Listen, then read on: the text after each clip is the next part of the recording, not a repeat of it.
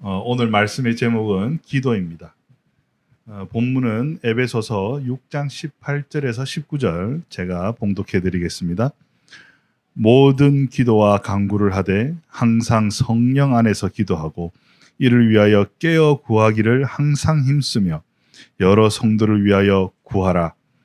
또 나를 위하여 구할 것은 내게 말씀을 주사 나로 입을 열어 복음의 비밀을 담대히 알리게 하옵소서 할 것이니. 오늘 우리가 기도라는 제목으로 이제 말씀의 은혜를 받고자 합니다. 기도는 우리가 다 알고 있듯이 하나님과의 대화입니다. 그리고 하나님과의 영적인 만남입니다. 그래서 하나님께 드리는 개인적인 예배라고 할 수 있습니다. 깊은 기도 속에는 우리가 하나님에 대한 신앙 고백도 그리고 하나님이 주시는 우리에게 성령 인도가 담겨져 있기 때문에 우리가 말씀으로 은혜 받는 예배와 같이 하나님은 그런 계시와 응답으로 은혜를 받는 그런 개인적인 예배가 될 수 있는 것입니다. 그런데 이제 우리가 기도는 하나 조심해야 될 것이 혼자서 이렇게 기도하든지 대표 기도를 하든지 할 때 이 기도는 설교가 아닙니다. 훈계나 교훈이 되어서는 안 됩니다. 기도는 과거의 일을, 현재의 일을 나열하는 보고서가 되어서는 안 됩니다. 하나님은 다 알고 계십니다. 미래의 일까지 알고 계십니다. 그리고 기도가 청구서가 되어서는 안 됩니다. 우리가 필요한, 세상을 살면서 필요한 물질들을 요구하는 그런 청구서가 되어서는 안 됩니다. 그러면 기도가 어떻게 돼야 될까요? 그 기도의 기준을 한번 알아봅니다. 본론으로 들어갑니다. 기도의 기준은 찬양입니다. 우리가 찬양에 대해서 많은 묵상을 했고 찬양에 대해서 많은 메시지를 나눴습니다. 그 속에 찬양은 하나님과의 1:1 관계에서부터 시작한다고 되었습니다. 그리고 하나님의 영광을 찬양하는 것이 우리의 진정한 찬양입니다. 그렇다면 기도가 왜 찬양이 되어질 수 있느냐? 마태복음 6장 5절에서 13절까지의 말씀을 우리 한번 다시 보면서 주님의 기도에 대한 그 기도의 가르침을 우리 한번 보면서 하나하나 짚어보겠습니다. 먼저 5절, 마태복음 6장 5절의 말씀입니다. 또 너희는 기도할 때에 외식하는 자와 같이 하지 말라. 그들은 사람에게 보이려고 회당과 큰 거리어기에 서서 기도하기를 좋아하느니라. 내가 진실로 너희에게 이르노니 그들은 자기 상을 이미 받았느니라. 기도를 인정받으려고 하는 종교적 과시를 그만두라는 것입니다.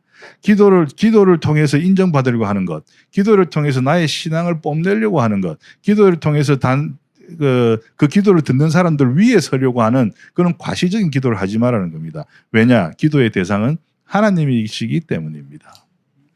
6절의 말씀입니다. 너는 기도할 때 내 골방에 들어가 문을 닫고 은밀한 중에 계신 내 아버지께 기도하라. 은밀한 중에 보시는 내 아버지께서 갚으시리라.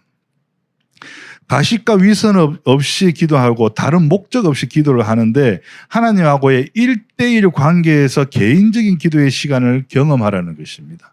우리가 알고 있는 1:1의 찬양과 개인 찬양과 같은 이야기입니다. 그 다음 7절, 또 기도할 때에 이방인과 같이 중언부언하지 말라.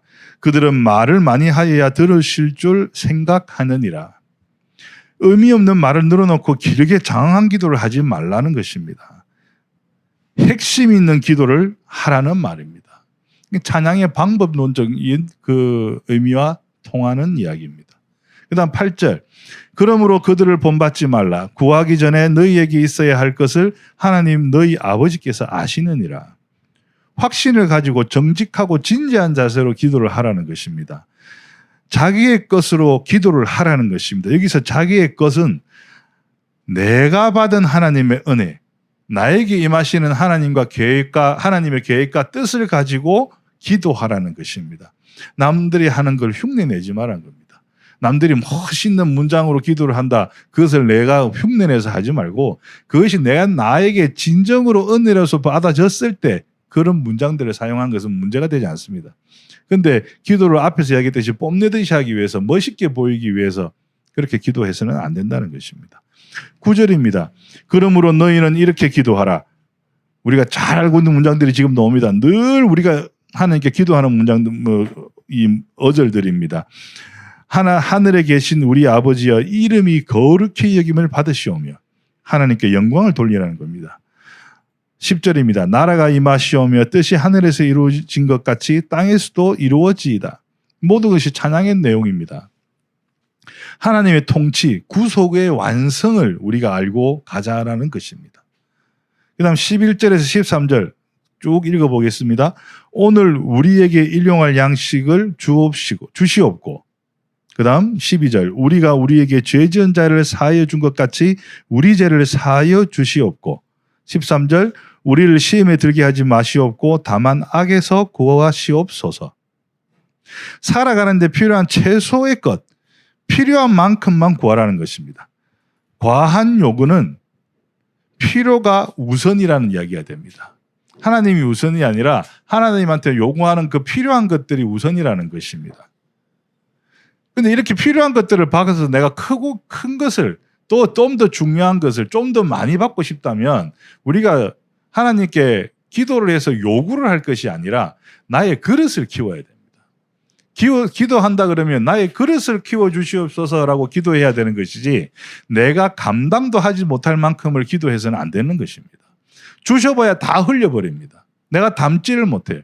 그러면 그 주시는 축복 속에 치여서 우리가 축복에 못 이겨서 죄를 범할 수도 있어요. 보지 않습니까? 로또 당첨되는 사람들. 그 물론 하나님이 주신 것이라고 할 수는 없지만 자기가 감당할 수 없는 그런 물질들 다 갈등을 일으킵니다. 내가 감당할 수가 없는 거죠. 그래서 내 그릇을 키워야 됩니다. 그 다음에 우리를 시험에 들게 하지 마시옵고 이 말씀은 우리가 시험을 당연히 겪어야만 합니다. 이 세상에서 사는 이상은 우리가 정복하고 싸우고 정복해야 될 이 세상에 사는 이상은 우리가 시험에 노출되어 있습니다. 그래서 시험을 없게 해달라는 것이 아니라 잘 이해하셔야 됩니다. 시험에 들게 하지 마시옵고입니다. 시험에 빠져서 헤어나지 못하고 하나님의 뜻과 계획을 실천하고 실행해 나가지 못하는 그런 상황에 머무르지 말라는 것입니다. 그래서 시험을 이겨낼 힘, 시험을 이겨내는 그 방법과 길을 하나님께 강구하는 것입니다. 여기서 11절과 13절의 말씀은 모두가 응답을 전제로 한 기도의 제목들입니다. 하나님이 응답해 주실 것이기 때문에 우리가 이렇게 기도하는 것입니다. 그 다음 마지막으로 나라와 권세와 영광이 아버지께 영원히 있사옵나이다. 아멘. 찬양으로 끝났습니다. 이게 주님께서 가르쳐 주신 기도입니다. 9절부터 13절까지를 볼 때 모든 것이 우리가 우리가 이전에 묵상하고 은혜 받았던 찬양의 이야기들과 동일합니다. 모든 것들이 하나님의 나라, 영혼 구원, 다시 말해서 하나님 나라의 확장을 위해서 기도하라는 내용들입니다. 그 다음에 한번 또 다른 제목으로 살펴보겠습니다. 그 다음 뭐냐? 나의 기도입니다. 두 번째. 나의 기도란 말씀은 나의 찬양과 똑같습니다.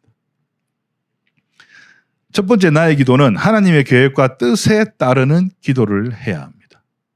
마태복음 26장 39절의 말씀입니다. 조금 나아가서 얼굴을 땅에 대시고 엎드려 기도하여 이르시되 내 아버지여 만일 할만하시거든 이 잔을 내게서 지나가게 하옵소서. 그러나 나의 원대로 마시옵고 아버지의 원대로 하옵소서 하시고 42절의 말씀입니다. 다시 두 번째 나아가 기도하며 이르시되 내 아버지여 만일 내가 마시지 않고는 이 잔이 내게서 지나갈 수 없거든 아버지의 원대로 되기를 원하나이다 하시고 예수님이 십자가의 그 고난을 앞두시고 겟세마네에서 기도하시면서 피땀을 흘리시면서 기도하신 내용입니다. 핵심은 아버지의 원대로 하시옵고 나에게 죽음의 고통이 죽음의 그런 공포가 다가오고 있지만 예수님도 육신이 있으시기 때문에 그 공포 속에 그 고통을 예견하고 있었지만 그러나 그것을 피해달라고 하는 그런 아이 같은 응석과 그 다음에는 아버지의 뜻대로 하시옵소서. 우리도 이렇게 기도해야 합니다. 하나님의 필요를 채우는 기도. 나의 필요를 채우는 기도가 아니라 하나님의 필요를 채우는 기도를 해야 합니다. 두 번째는 응답을 확신하는 기도를 해야 합니다. 하나님의 뜻과 계획을 따르는 기도를 했고 그 다음은 응답을 확신하는 기도를 해야 돼요. 마태복음 21장 22절 너희가 기도할 때에 무엇이든지 믿고 구하는 것은 다 받으리라 하시니라. 그리고 마가복음 11장 24절 그러므로 내가 너희에게 말하노니 무엇이든지 기도하고 구하는 것은 받은 줄로 믿으라. 그리하면 너희에게 그대로 되리라. 또 더 보겠습니다. 빌립보서 4장 6절과 7절입니다. 6절 아무것도 염려하지 말고 다만 모든 일에 기도와 간구로 너희 구할 것을 감사함으로 하나님께 아뢰라. 7절 그리하면 모든 지각에 뛰어난 하나님의 평강이 그리스도 예수 안에서 너희 마음과 생각을 지키시리라. 너희 마음과 생각, 나의 믿음입니다.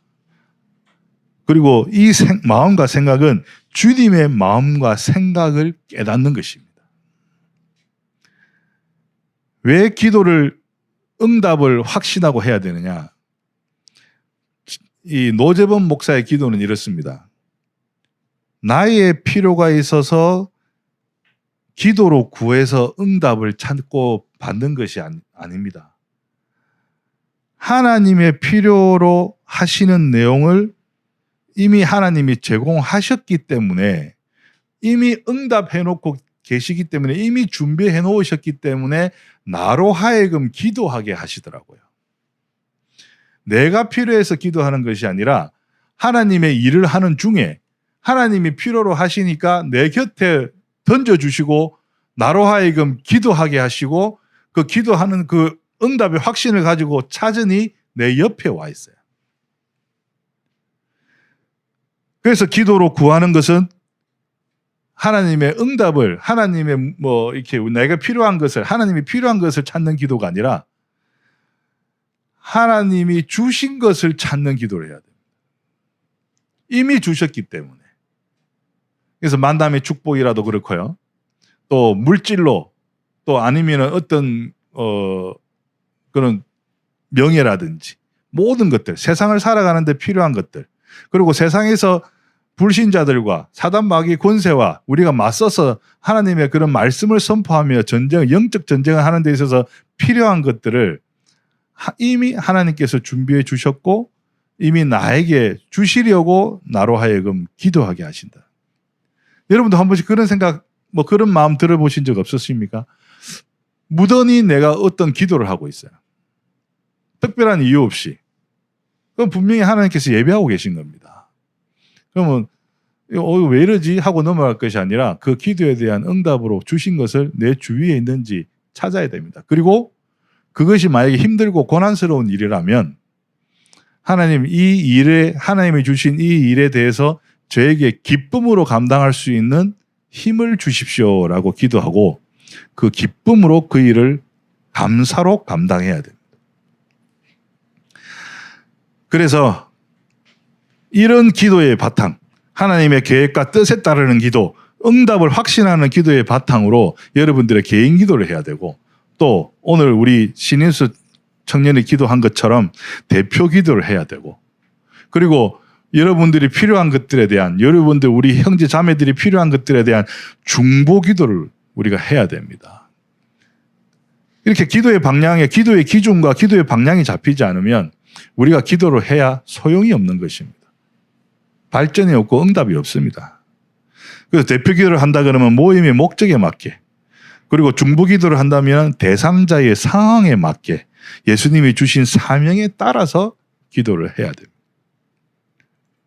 에베소서 16장 우리가 18절 말씀입니다. 모든 기도와 간구를 하되 항상 성령 안에서 기도하고 이를 위하여 깨어 구하기를 항상 힘쓰며 여러 성도를 위하여 구하라. 성령의 능력 안에서 성령의 도우심으로 교회의 모든 일을 위하여 기도하라는 것입니다. 성도를 위하여라는 말씀은 이 성도를 위해서 기도하는 것은 하나님이 하시는 일이고 그리스도가 하시는 일입니다. 그 일을 우리가 동력해야 되는 것입니다. 갈급한 심령을 위해서 우리가 기도해야 됩니다. 그리고 19절, 또 나를 위하여 구할 것은 내게 말씀을 주사 나로 입을 열어 복음의 비밀을 담대히 알리게 하옵소서 할 것이니.